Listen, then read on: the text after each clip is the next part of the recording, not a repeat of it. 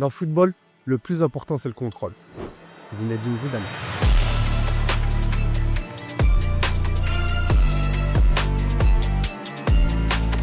Salut mes soldats, j'espère que vous allez bien, c'est votre soldat Théo à votre service. Comme d'hab, aujourd'hui une nouvelle vidéo où je te présente la nouvelle Predator 2026. Et quel poulet. On est sur un nouveau truc, mais par contre attention, j'ai des petits points qui m'hérissent. J'ai des petits points que je n'ai pas appréciés sur cette nouvelle Predator et je vais t'en faire part. Parce que moi, tu le sais, je serai toujours honnête avec toi. Donc je vais t'expliquer les nouvelles technologies, je vais t'en parler précisément, voir ce qu'il y a de différent par rapport aux anciennes Predator. Je vais la tester pour avoir vraiment le ressenti de cette nouvelle Predator, parce que pour ma part, ce qui est bien, c'est que je joue toute la semaine en Predator, donc ça me permet aussi d'être vraiment le client parfait pour pouvoir vous dire ce que j'en pense, et derrière je vais vous dire ce qui ne me plaît pas sur cette nouvelle Predator. Il y a un petit point, c'est pas énorme, hein, mais c'est un petit point qui peut avoir son importance. Allez, c'est parti.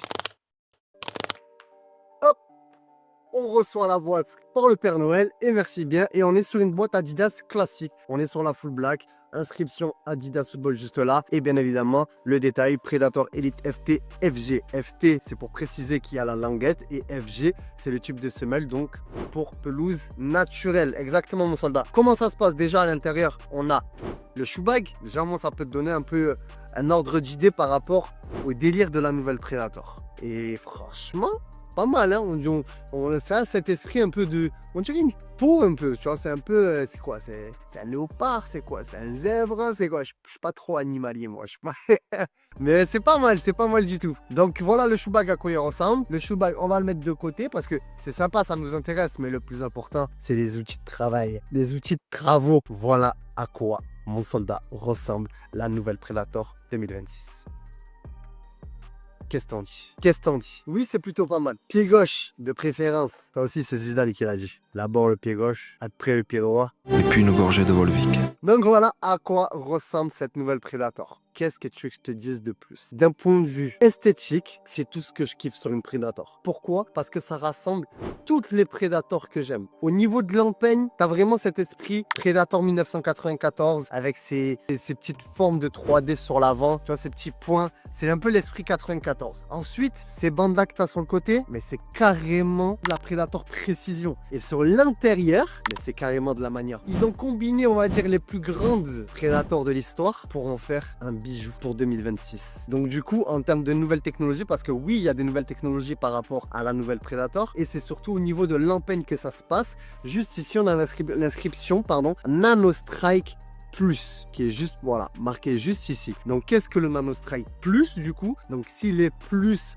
c'est que c'est sur les modèles que Elite, sur les gammes Pro et entrée de gamme, il n'y aura pas de Nanostrike Plus, mais il y aura du Nanostrike. Mais ça, je vous en parlerai peut-être dans une prochaine vidéo où je vous parlerai des différentes gammes. D'ailleurs, dites-moi en commentaire si ça vous intéresse ce type de vidéo où je vous présente les différentes gammes de chaussures, afin que vous compreniez les différences de prix. Pourquoi le Nanostrike Plus? Nouvelle tige, nouvelle empeigne, nouveau grip, et il est là le quatrième point qui me dérange un peu, nouvelle légèreté. Oui mon soldat, ils ont rendu la Predator encore plus légère. Alors pour certains ça peut ne pas être un souci, mais en fait le problème pour moi c'est que la Predator se doit d'avoir toujours ce confort. La Predator est connue à la base sur une Predator en cuir, etc. Ok, on peut plus mettre de cuir, on respecte les causes animalières, c'est logique, pas de problème. Mais à côté de ça, on veut quand même garder le confort. On est d'accord, le confort c'est peut-être le point le plus important d'une Predator. C'est le confort et la précision. C'est le but d'une Predator. Mais là, ce qu'Adidas fait, et c'est ce que je trouvais un petit peu chelou, c'est qu'ils mettent un peu en face à face la Predator et la F50. Alors que pour moi, c'est deux silos totalement différents. Et du coup, c'est un peu ce qu'ils font avec cette Predator qu'ils ont tout simplement allégé. Elle est devenue encore un petit peu plus légère. On a cet esprit hyper fin sur les côtés. Au niveau de la tige principale, je vais enlever le papier en même temps pour que vous puissiez voir un peu la sensation. Mais elle est encore plus légère et encore plus souple.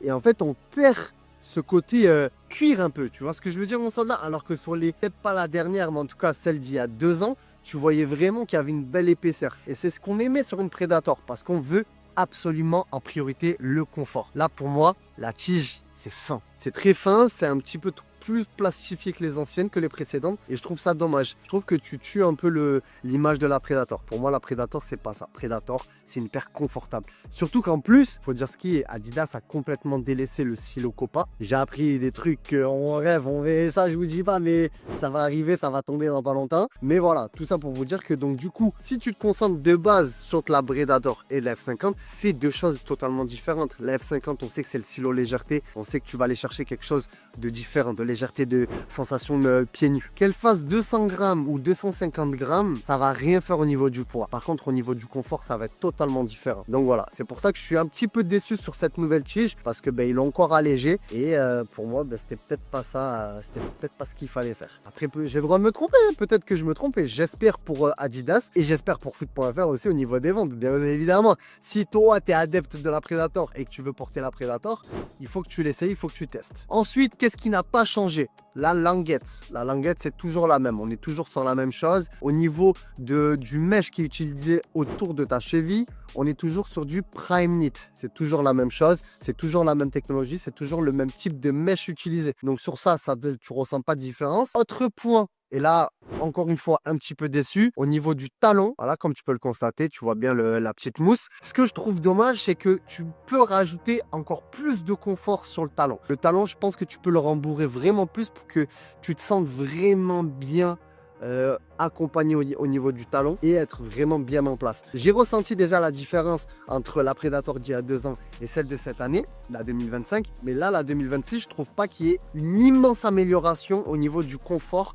du talon. Donc déjà que tu deviens un petit peu plus léger, donc forcément par conséquent, tu perds forcément un tout petit peu de confort, mais si en plus tu densifies pas ton confort au niveau du talon, ah oui, hein, c'est clair qu'elle va bien s'affronter avec la F50, mais c'est pas ce qu'on veut nous. Les F50istes, ils sont là, les prédatoristes, ils sont de l'autre côté. Chacun sa famille, chacun son truc. J'ai récupéré une Predator avec moi, juste là, donc la précédente. Donc tu te souviens qu'on avait le Nike Strike. Voilà, ces petites bandes bleues tout le long là. Voilà, on avait ces petites bandes bleues tout le long de la chaussure et qui remontaient sur la languette. Ça c'est terminé, on n'a plus de Nike Strike. Donc du coup ça va être donc l'esprit de la Predator Mania et en fait sur l'avant de la chaussure, donc pas à ce niveau là mais vraiment à ce niveau là, Kenny Lala, ce latéral droit du stade de Brest.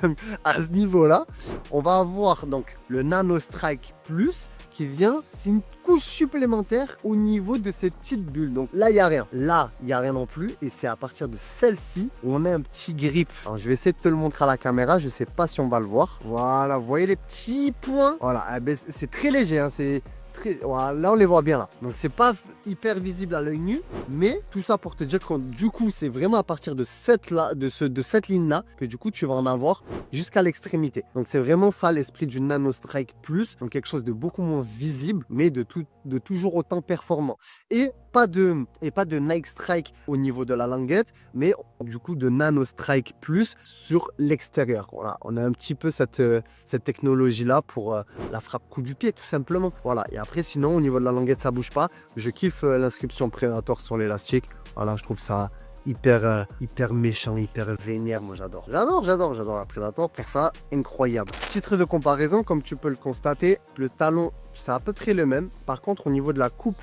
du Prime Knit, on a beaucoup plus de Prime Knit libre sur l'extérieur de la chaussure, voilà, ou l'intérieur, qu'ici. Là, le Prime Knit, il était vachement vite renfermé. Donc, ça aussi, à voir. Je vais la mettre et je te donnerai directement mon ressenti. Parce que ça, c'est important d'avoir le ressenti personnel. J'ai peur que, comme le Prime Knit soit esselé ici, est-ce que ça va vraiment bien prendre la cheville? À voir.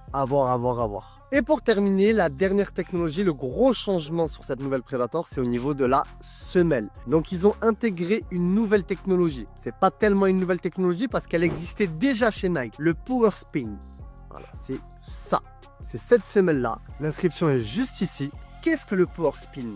C'est tout simplement une colonne vertébrale qui va te permettre d'avoir un petit peu plus de renfort sur la poussée, plus de stabilité et avec des tout nouveaux crampons. Donc comme tu peux le constater, ça n'a rien à voir avec les crampons de la plaque FG de la dernière Predator. Je vais te remontrer parce que je viens de la jeter. Je la récupère, je te remonte. Comme tu peux le constater, grosse différence entre la dernière Predator 2025 et la nouvelle Predator 2026. Là, nous sommes sur des crampons Tristar pour l'intégralité de la semelle. Là, on a des crampons différents. Mais ça permet vraiment à Adidas de se positionner, une vraie semelle FG et une autre semelle AG. Alors que celle-ci, on était sur une semelle FG, mais qui pour moi était complètement FG-AG. Alors, est-ce que c'est une bonne chose? Personnellement, moi, je trouve pas. Parce que le fait d'avoir une semelle dite hybride, ça permet de pouvoir vendre une paire de crampons avec laquelle tu peux jouer de partout. Et je te le répète, mon soldat, je suis le mieux placé pour ça parce que je joue en Predator et je joue en semelle FG. Donc, crampon Tristar, ça me permet de faire de la pelouse naturelle et du synthétique. Et pour ça, j'ai aucun danger avec ça, je suis toujours aussi bien. Donc je te disais que le Power Spin existait déjà, oui. Predator X, année 2006 à peu près, je crois, si ma mémoire est bonne. Xabi Alonso, Xavi Hernandez, ces mecs-là portaient une Predator et au niveau de la semelle, ils avaient cette technologie-là, le Power Spin. Ensuite, la Predator, elle a un petit peu disparu. Il y a eu les grandes heures de la F50, etc. Après, on a eu la 10 pure qui a pris le dessus. Donc, cette technologie-là a disparu. Par contre, du coup, ils l'ont remise en place au niveau de la nouvelle semelle. Par contre, en termes de gueule, elle est exceptionnelle. Je pense que c'est la plus belle semelle, l'une des plus belles semelles que j'ai vues. Ça fait vraiment esprit colonne vertébrale et c'est un peu le principe là de cette technologie. Un être humain, tu lui enlèves sa colonne vertébrale, boum, il tombe, il peut plus rien faire. Et bien là, c'est le même principe. Tu enlèves cette colonne vertébrale, tu n'auras plus du tout les mêmes appuis, tu n'auras plus du tout cette même stabilité, tout simplement. Hâte de voir ce que ça va donner un match. J'ai pas encore testé un match, je suis curieux. Très curieux. Bref, c'est l'heure du testing. Allez, c'est parti. Alors, au niveau du testing, curieux de voir ce que ça va donner. Comme je t'ai dit, ils l'ont allégé. Donc, à voir, est-ce que ça va créer une grosse différence. Au niveau de la languette, ça prend toujours bien la place du pied, etc. Et elle reste toujours aussi confortable, très douillée. Et ça, j'aimais ça. C'était un point que je kiffais sur la languette parce que quand tu la mettais, tu ressentais la différence forcément quand tu la portais. Et elle était hyper agréable. Elle prenait bien la forme de ton pied. Déjà, sans même faire le lacet, tu sens que la paire est beaucoup plus légère. Elle est vraiment plus légère. Mais du coup, comme on n'a pas ce côté hyper cuir, elle est un petit peu plus rigide. Bon, premier abord, on va mettre ça là-bas. Premier abord, on sent que on n'est pas sur une Predator hyper souple dès le départ. Donc il faudra bien la casser, bien la mettre, bien l'adapter à son pied. Il faudra peut-être 1 ou 2 entraînements ou à l'inverse, alors que les précédentes, on n'avait pas forcément besoin de ça. Donc voilà, en tout cas ça, je le ressens vraiment. Donc maintenant, je vais faire le lacet. Le laçage ne change pas, c'est toujours le même type de laçage, le même type de croisement de laçage. Voilà, très important que vous mettiez bien votre languette parce que si vous la mettez mal et que ça fait un pli, vous pouvez risquer de vous couper la circulation du sang. Donc c'est très important que vous mettiez ça bien comme il faut. Hop là, reviens que je fasse de double nœud. Ah mais après l'élastique, ça c'est tout dépend de son école, hein. Moi je suis école Zidane, c'est pas tout derrière, c'est pas tout devant à la Beckham, c'est là, c'est au milieu. Ça c'est un mode je claque des doigts et j'aurais mis le pied droit, comme ça fait plus vite pour vous. Et voilà, le pied droit est mis. Donc on est vraiment bien. On est quand même vraiment bien. Il faut juste que la paire se fasse. Une fois que la paire se fera, la différence, elle va se ressentir tout de suite. Mais pour un premier testing, comme je t'ai dit, tu sens que la semelle est encore rigide. Et donc ça, c'est vraiment le principe du Power Spin. Parce que au départ, il faut qu'elle s'adapte un peu à la forme de ton pied. Maintenant, ce que je t'avais dit, j'avais peur au niveau du prime knit. Est-ce que ça prend bien? Et en fait, pourtant, je serre très bien mes lacets. Mais j'ai un petit peu de marge ici. Donc j'arrive à faire passer le doigt, ce qui n'était pas forcément le cas sur les précédentes. Le confort est toujours au rendez-vous, un petit peu moins que les précédentes, une nouvelle fois. Par contre, vraiment le Power Spin, tu le sens de suite. À peine tu mets ton appui, tu as le rebond qui est immédiat. Et ça, c'est hyper agréable comme sensation. Il faut juste que, comme je t'ai dit, quelques entraînements, histoire qu'elle se fasse vraiment bien à ton pied, à ta façon de jouer. Et tu seras vraiment bien directement. Mais j'aime beaucoup la sensation de maintien. Le laçage est bien. Après maintenant le grip, on va le tester avec le ballon. La languette, elle change pas des masses. J'ai pas de sensation différente avec la languette. Comme je t'ai dit, voilà, j'ai peut-être cette sensation de un petit peu plus de liberté sur l'intérieur du pied et l'extérieur, malgré le fait d'avoir bien fait le lacet. Par contre, un point hyper positif, c'est que si comme moi, tu as la malléole qui est vachement positionnée, qui est vachement basse, eh ben, du coup, le fait que le premier est un petit peu plus libre, eh ben, il vient pas taper sur le cuir de la chaussure. Et ça, c'est un bon point. Tu ballon, monsieur, s'il vous plaît. Ok, merci. Eh ben, c'est vraiment pas mal. Hein. La sensation, quand elle est hyper agréable. La chaussure, après, il faut qu'elle se fasse vraiment bien. Mais malgré le fait que ce soit une chaussure neuve, on sent la rigidité de la nouveauté. Mais je me sens bien. Je sais que 1-2 entraînements, je serai en place. Il faut vraiment bien la casser, qu'elle prenne vraiment bien la forme du pied. Et après ça, tu seras bien, tu seras en place.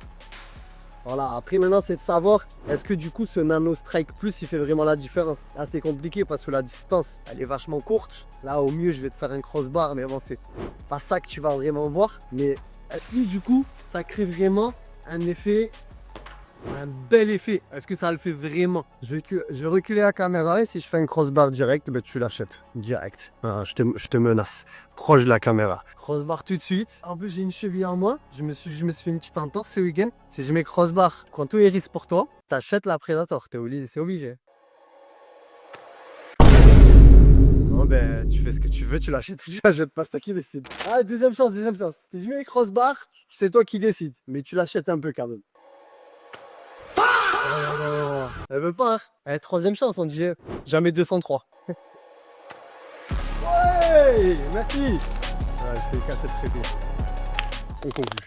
Bon, au final, mon soldat, cette paire-là, je la kiffe bien. Je la kiffe bien, comme je t'ai dit, elle a ses points négatifs comme elle a ses points positifs. C'est pour ça que je me suis vraiment attardé pour que tu saches vraiment les détails de cette nouvelle Predator. Mais en vrai de vrai, la seule personne qui saura si cette paire est faite pour toi, ben c'est toi, tout simplement. Donc, je t'invite à venir directement en boutique pour tester cette nouvelle Predator, l'enfiler et avoir ta propre sensation personnelle. Après, si tu es sûr de mon testing, tu me fais confiance et que malgré les points que j'ai pu énoncer, etc., ben, tu es sûr de ton choix, tu sais où ça se passe. www.freak.fr ou dans les 6 boutiques. Bref, mon soldat, c'était ton soldat Théo à ton service comme d'hab. On se dit à la prochaine pour de nouvelles aventures. N'hésite pas si tu as des questions à me les poser dans les commentaires. Je ferai le maximum pour y répondre. Et j'espère que vous avez kiffé cette nouvelle vidéo en mode magasin, en mode présentation de cette nouvelle Predator. Allez, peace.